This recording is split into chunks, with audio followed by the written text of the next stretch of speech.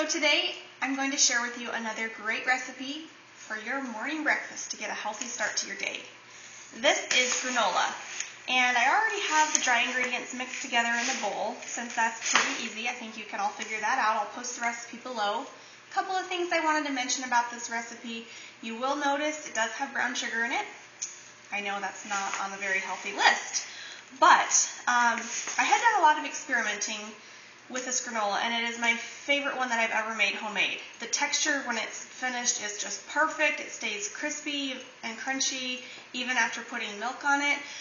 So I have reduced the sugar in half from the original recipe and done experimenting to figure out how to keep that crunchy texture after it's baked without using nearly as much sugar. I have found if I reduce it any more, it kind of gets back to just being pretty soft and soggy.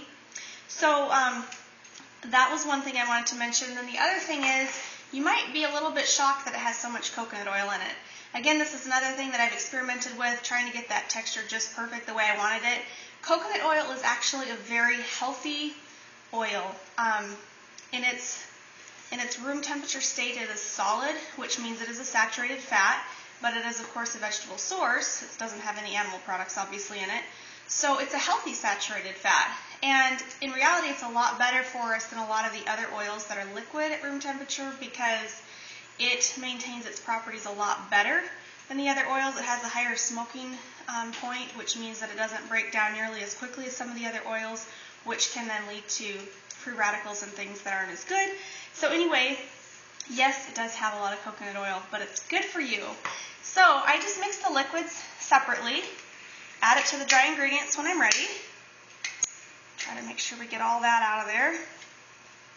And then it's important to mix it together very well to blend all of the flavors.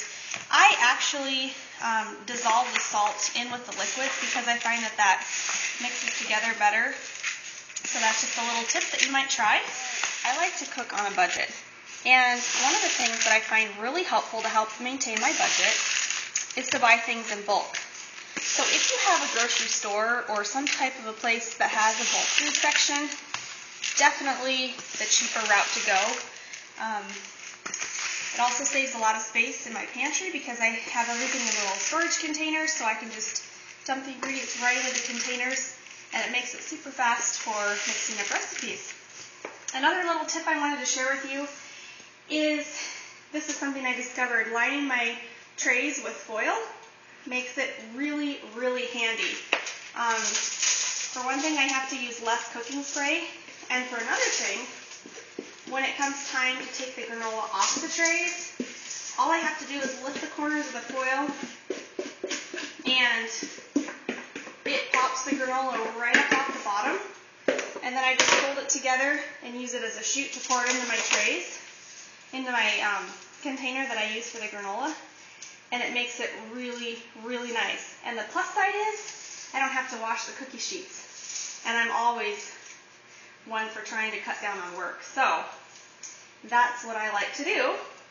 Now, what I do, I bake the granola, and I rotate the trays halfway through the baking time, turn them around, and switch shelves just because it works that way better in the oven.